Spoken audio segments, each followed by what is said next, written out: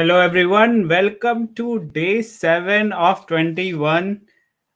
Those of you who don't know, I've taken a 21-day life challenge before the launch of the book Small Town Bigger Dreams paperback edition. And today is day 7. So we have got 15 more days to go. So I'm so excited. And every day I'm trying out new things to see what value I can bring to you. So thank you so much joining us on Instagram, Facebook, LinkedIn, or YouTube. Thank you so much for joining. So for today's session, I thought what different I can do. And I got an idea. Why not read a chapter from my own book? So today I'm going to read the first chapter of the book, which is Be Mindful of Association. So please follow along, and I love to have your comments as to what do you think about this chapter and does that make sense or not. I posted the link to pre-order the book if you are interested on Facebook, LinkedIn, and YouTube. And let's start. So chapter 1, be mindful of association. You are the average of the 5 people you spend the most time with. That's a quote by Jim Rohn. So this is a famous quote that genuinely signifies why it's essential to be mindful of our association. With the term association, I mean everyone around you. It could be your friends, families, your colleagues, the people you carpool with daily, etc. The greater you spend your time with someone, the major is their impact on you. According to the law of average, if your top 5 people are of high caliber, your performance also improves automatically. And similarly, if you are the person of the highest caliber in your group, your account will also decrease over time. You may ask why this is so important. If you associate with good, cheerful, and hardworking people, they'll elevate you. However, if you are connected to negative, destructive, or lazy people, they'll drag you down. Let me explain a bit more. Consider you are an above average student who somehow manages to become part of the average or below average students. You'll feel superior to them for some time. It'll feel great to be part of this circle, but eventually you'll catch them up. You'll become disinterested in studies, have poor time management, and chances are you might get into some bad habits. You might have heard the crabs in a bucket story. If you put several crabs in a bucket, you don't need to close the lid. That's because even if one of the crabs tries to get out of the bucket, others will grab it down. You don't want to be one of the crabs in that bucket, do you? Next, consider you are the same above average student, but this time you become part of a group which has all the toppers, brilliant, and super achiever students. You somehow got lucky to be part of their inner circle. What do you think will happen next? You'll feel it's too much for you. You get an inferiority complex and be demotivated at the start. But if you keep up with the group, especially when they're discussing studies, new achievements, or a bigger perspective, you'll feel that you also need to contribute.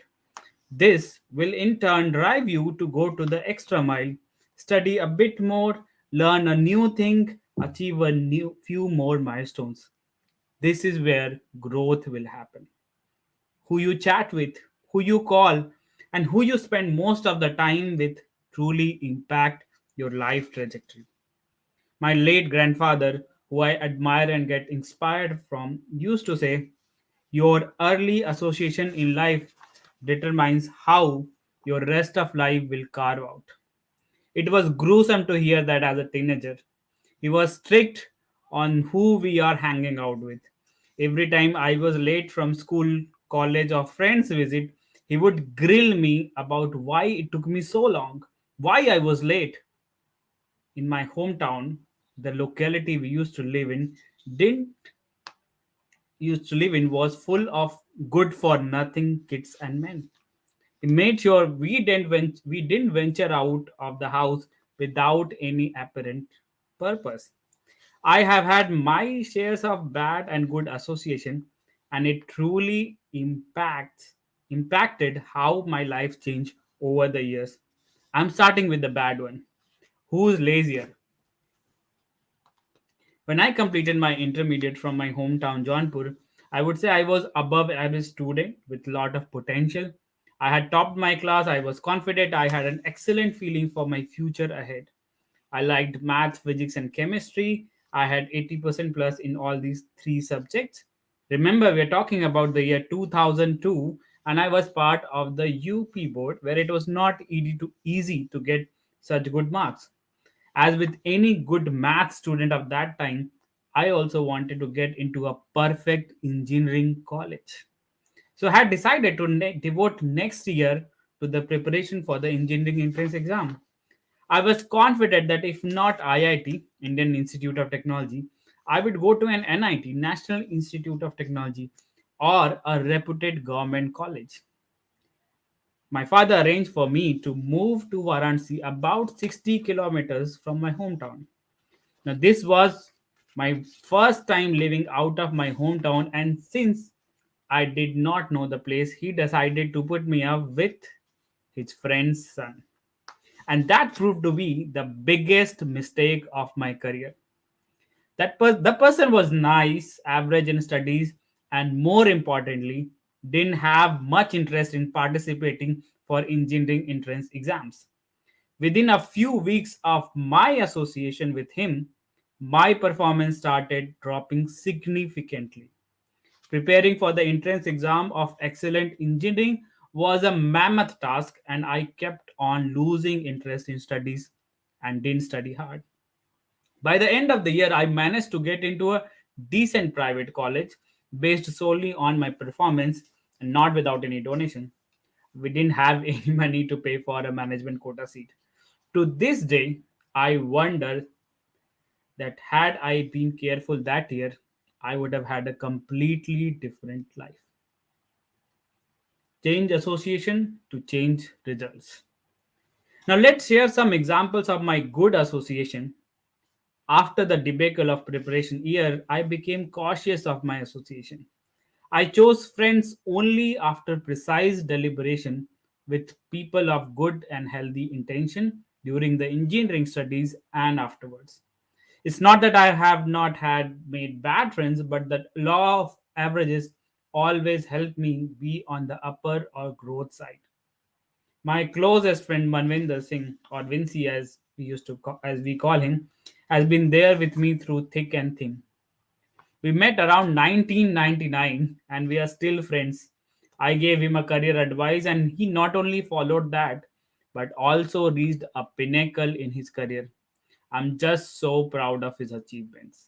One of the great things is that I enjoy talking to him about things that I can't do with anyone else, and the same goes for him.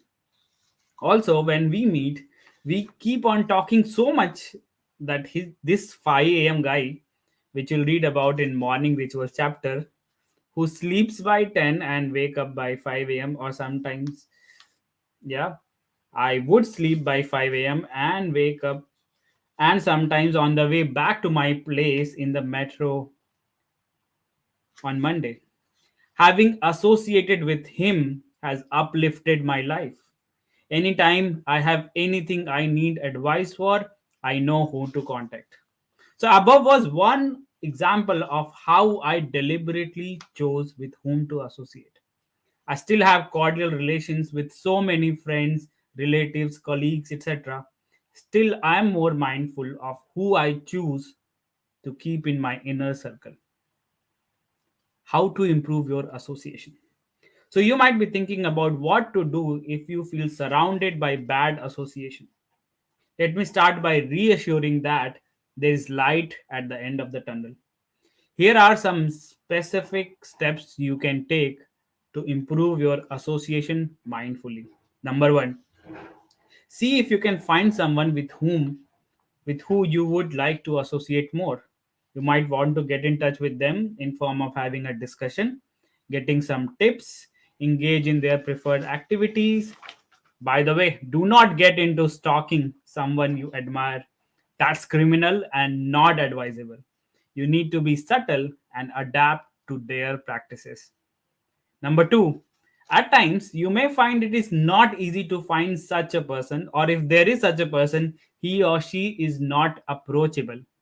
In that case, you should resort to other form of associations like reading books by great authors, listening to podcasts, and watching great YouTube videos. However, while watching a video online, be cautious as you might easily drift to something you didn't intend to watch. Number three, participate in volunteering activities. For example, Toastmasters, Rotary, etc. Many a times, you will be able to connect with great people in these organizations. They are generally friendly people who can motivate and uplift your spirit. I totally believe in these words. Our association is powerful. It can uplift us or bring us down. By Gaur Gopal Das. Action items. Once in a month, take out 10 to 15 minutes, go to a quiet place and time for you based on if you are a morning or evening person.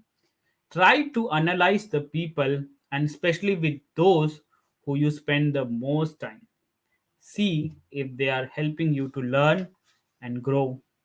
If they are, continue associating with them. If not, think about improving your association. So that was a chapter reading from my book Small Town Bigger Dreams. I had a great time reading this. It's a different feeling when you read a chapter from your own book. We Many of us read chapters from other authors book. It was definitely a special feeling for me. Thank you for sharing that moment with me. So that was day 7 of 21 day life challenge. As I said earlier, my book Small Town Bigger Dreams is getting launched on November 2nd in Amazon India. I hope if you have not yet, please pre-order the book. The book has been, and that's a great news I wanted to share with you before I go. The book has been trending in the hot new releases in the personal time management category, and it's also one of the bestseller, top 50 bestseller in that same. So I hope you get a time to pre-order that. I would love to hear your feedback and know how do you find that. So until tomorrow, as I say every day, keep learning, keep growing, and keep going out of your comfort zone. This is Haritosh, and I'll be back tomorrow with day 8 of 21 day life challenge. Stay blessed. Take care.